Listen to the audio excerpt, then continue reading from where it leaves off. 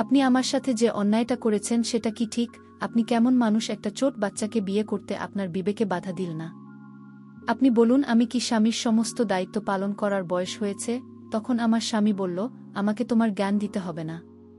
এখনকার যুগে 7-8 বছরের বাচ্চা মেয়ের সংসার করতে পারে। আমি তার উত্তরে বলেছিলাম, আমি পারব না।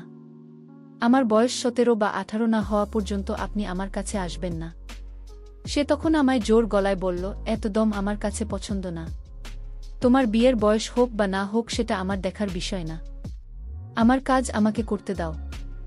এই কথাটা বলে সে আমাকে একটা ধাক্কা মেরে কাছে ফেলে দিল।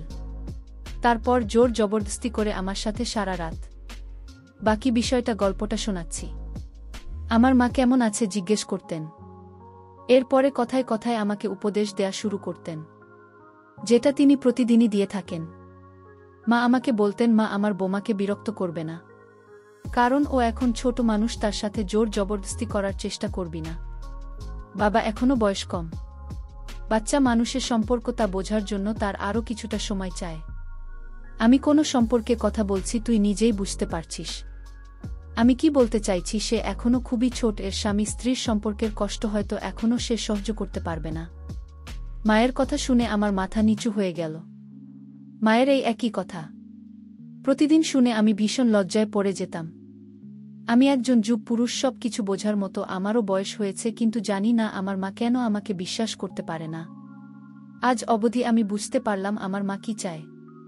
তিনি নিজেই আমার বিয়ে একটা ছোট মেয়ের সাথে করিয়ে দিলেন, আর বিয়ের পর থেকে প্রতিদিন আমার মা আমাকে একই উপদেশ দিয়ে যাচ্ছেন যে নিজের বউয়ের কাছে যাবি না, ওর সাথে কিছু চেষ্টা করবি না, ওকে কিছুটা সময়, আর এখনই তার সাথে ঘনিষ্ঠ হচ্ছে না। এই সম্পর্কে নেভানোর জন্য এখনো খুব ছোট। মায়ের এই কথাটা খুব অদ্ভুত লাগত যে মেয়ের বিয়ে হয়ে গেছে, যার বাড়ির লোকেরা তার বিদায় দিয়ে দিয়েছে, তাকে আমার মা এত ছোট প্রমাণ করত যেন সে কয়েক বছরের বাচ্চা মেয়ে। আমি প্রতিদিনের মতো মাথা নিচু করে বসে রইলাম। তারপরে যখন নিজের ঘরে গেলাম তখন আমার স্ত্রী মাথা নিচু করে ঘর থেকে বেরিয়ে গেল। আমি কিছুটা অবাক হতাম। আমি ওর স্বামী, কোনো পরপুরুষ না, কিন্তু ও সবসময় আমাকে দেখে সংকুচিত হয়ে থাকত। যখনই আমি ঘরে ঢুকতাম তখনই ঘর থেকে বেরিয়ে যেত। হ্যাঁ, আমি মানছি ওর বয়স কম, কিন্তু এতটাও না যে ও আমার সাথে বসে দুইটা কথা বলতে পারবে না। আমি তো আর মায়ের কথা ছাড়া কিচ্ছু করব না, সে যাই বলে আমি তা ও মানতে রাজি আছি। কিন্তু ও তো ভুল করেও আমার সাথে কথা বলে না। আমার বউয়ের নাম ইভা মনি, ওর বয়স এখন 12 বছর, আমার বয়স 20। আমি মানছি ওর বয়স কম, কিন্তু আমিও কোনো অশিক্ষিত অসভ্য লোক না যে ওকে কোনো কষ্ট দেব। আমার স্ত্রী হওয়ার পরেও নিজেকে আমার সামনে লুকিয়ে রাখতে এখন আমার মায়ের উপরে রাগ হচ্ছিল। এই সব কিছু আমার মায়ের কারণেই হয়েছে। তার প্রতিদিনের দেওয়া উপদেশ আমার বোনের মাথা খারাপ করে দিয়েছে, আর মায়ের উপদেশের কারণেও সবসময় আমার থেকে দূরে দূরে থাকত। মাঝে মাঝে আমার মনে হতো ইমামনি সত্যিই খুব অবুঝ মেয়ে, এসব ব্যাপারে কিছুই বোঝে না। আমি ওকে বিরক্ত করার চেষ্টা করতাম, তবু আমাকে দেখে খুব ঘাবড়ে যেত। রাতে আমরা দুজনে একই ঘরে ঘুমাতাম, আর নিজের বুকে এত কাছে দেখে মাঝে মাঝে রাতের বেলা আমার ঘুম আসত না। কিন্তু মাকে দেওয়া কসমের কারণে আমি কিছু পারতাম না। আমার মায়ের কথা মতো আমার বুকে কমপক্ষে 2 বছর সময় দেওয়া উচিত। ওর বয়স না বাড়া পর্যন্ত আমি যেন অপেক্ষা করি।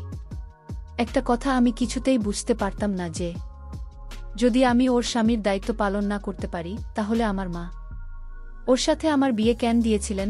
কয়েক বছর অপেক্ষা করে তারপরে না হয় এই বিয়ে করতাম।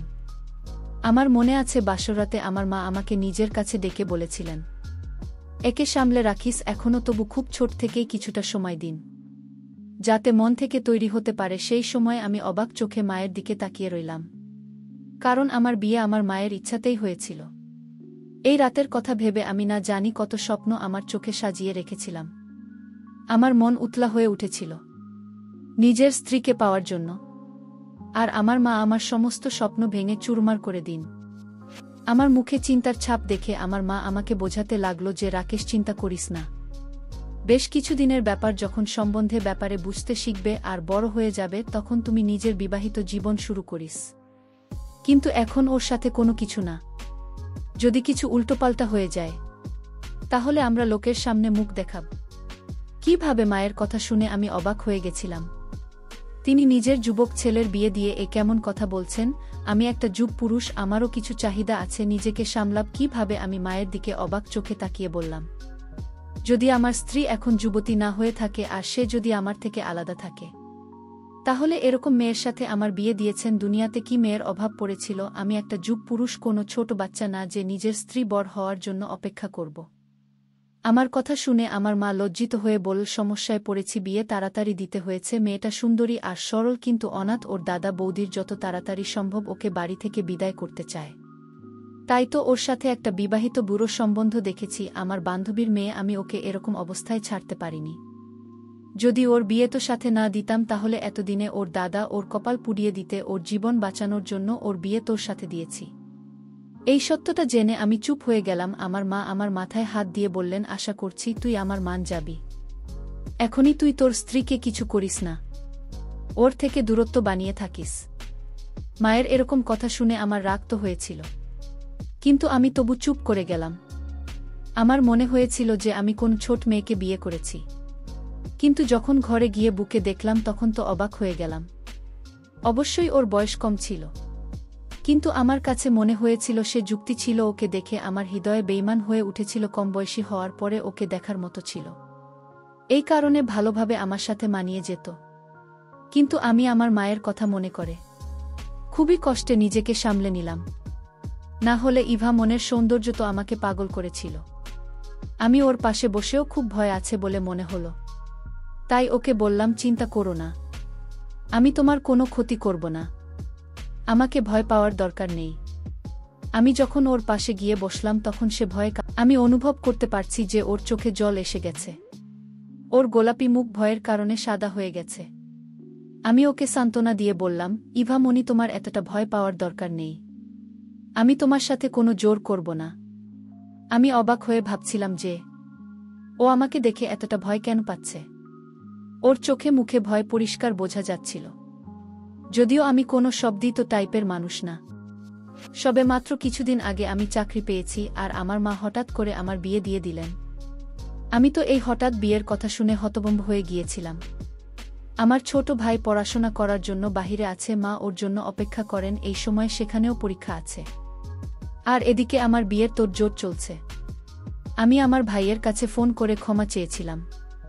তখন ও আমাকে বলেছিল, কোনো ব্যাপার না দাদা, আমি সব জানি, কিন্তু পরীক্ষা আছে বলে আমি আসতে পারছি না। সামনের পুরো মাস আমি খুব ব্যস্ত থাকব। তুমি বিয়ে করে নিজের বিবাহিত জীবন ভালো করো, আমাকে নিয়ে চিন্তা করার কোনো দরকার নেই। ভাইয়ের রাগ না হওয়া আমাকে পুরোদমে অবাক করে দিয়েছিল। আমরা দুই ভাই একে অপরের খুব কাছাকাছি ছিলাম না, কিন্তু আমি আমার ভাই এবং বোনকে খুব ভালোবাসতাম। নিজের বিয়ের সময় ভাইয়ের অনুপস্থিতি আমি অনুভব করতে পারছিলাম, কিন্তু আমার ভাইয়ের তো কোনো ব্যাপারই ছিল না। বিয়ে সুন্দরভাবে হয়ে গেলে আমার কোনো সমস্যা হয়নি, কিন্তু এখন মায়ের ব্যবহার আর বউ আমার থেকে পালিয়ে বেড়ানো। মায়ের সবসময় আমাকে উপদেশ দেওয়া যে নিজের বুকে কোনোমতে কষ্ট দিবি না। কিছুই বুঝতে পারছি না। আমার মা সবসময় বলতো, ইবা মনে এখনো ছোট বাচ্চা, কিছুই বোঝে না, এটা সেটা, কিন্তু এটাও সত্যি যে আমার স্ত্রী কোনো ছোট বাচ্চা না, পুরো যুবতী মেয়ে। ওর সেজেগুজে রেডি হয়ে নিজের বান্ধবীদের সাথে দেখা করতে যেত, তাদের সাথে হেসে হেসে কথা বলতো। শুধু আমার সাথে কথা বলতো না, ব্যাস আমি ওকে মন ভরে দেখতাম। কিন্তু আমার মাথায় সব সময় আমার মায়ের উপদেশ ঘুরতে থাকত। কিছুদিনের মধ্যেই আমার মেজাজ খিটখিটে হতে লাগল। সাধারণ ব্যাপার নিয়ে আমি রাগান্বিত হতাম। আমি একটা যুবক ছেলে, আমার আবেগ আমাকে শান্তিতে থাকতে দিত না। আমার বউ আমার বিছানাতে এক সাইডে শুয়ে থাকত। রাতের পর রাত আমার ঘুম আসত না।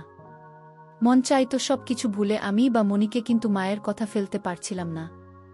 যদি তিনি জানতে পারেন তাহলে আমার সম্মান তার চোখে শেষ হয়ে যাবে, এই ভেবে আমি নিজেকে সামলে করে নিতাম। এটা এমন একটা বিষয় যাতে নিজের বউয়ের থেকে দূরত্ব বানিয়ে থাকতে হচ্ছে। এখন আমার অফিসের কাজে মন বসছে না। আমি মনে প্রাণে চাই তা যখন আমি ক্লান্ত হয়ে বাড়ি ফিরব তখন আমার স্ত্রী এসে আমার যত্ন করবে। রাতে যখন ক্লান্ত হয়ে ঘুমাব তখন সমস্ত ক্লান্তি ভুলে ওর সাথে শান্তিতে। আমার মন চাইতো যখন সেজেগুজে রেডি হয় তখন আমি ওর প্রশংসা করি, ওর জন্য বিভিন্ন গিফট নিয়ে আসি। কিন্তু আমাদের মধ্যে এরকম কোনো সম্বন্ধই নেই।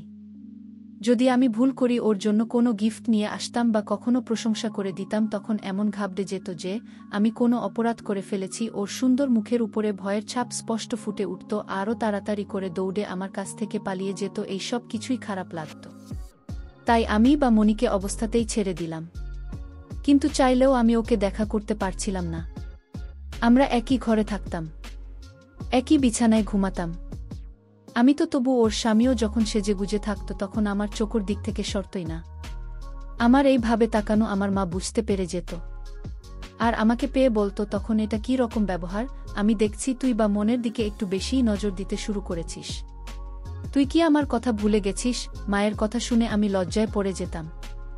মাকে খুব ভালোবাসতাম, তাই মায়ের কথা অমান্য করে কিছু করতে পারছিলাম না। তাই আমি মাকে বললাম, যদি তুমি আমাকেই বা মনির থেকে আলাদা রাখতে চাও তাহলে আমার বিয়ে কেন ওর সাথে দিলে? আর যদি আলাদা রাখতে হবে ওকে তোমার ঘরে, শোনাও আমার ঘরে পাঠিয়ে না। আমার নিজের উপর সামলাতে খুব অসুবিধা হয়। আমার মা ও অদ্ভুত, আমি ওকে দেখতে পারবো না, আমি কিছু করতে পারবো না। যখন আমি অফিস থেকে ক্লান্ত হয়ে বাড়ি ফিরতাম তখনও রান্নাঘরে কাজে ব্যস্ত থাকত, আর খাবার খেয়ে ঘরে এসে ওকে এক পলক দেখার জন্য আমি ঘন্টার পর ঘন্টা অপেক্ষা করতে থাকতাম, কিন্তু ঘরে আসতো না। ক্লান্ত শরীরে অপেক্ষা করতে করতে যখন আমি ঘুমিয়ে পড়তাম তখনও চুপচাপ এসেই বিছানার এক কোণে শুয়ে পড়ত। এরকমভাবে কাজ ছিল একবার।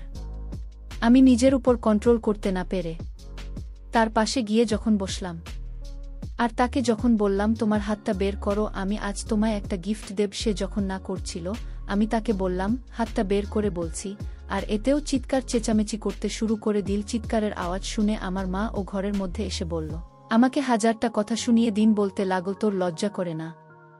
আমি তোকে কতবার বুঝিয়েছি যে ও এখনো ছোট্ট বাচ্চা, ওকে কিছুটা সময়, কিন্তু নিজের উপর একটু কন্ট্রোল নেই।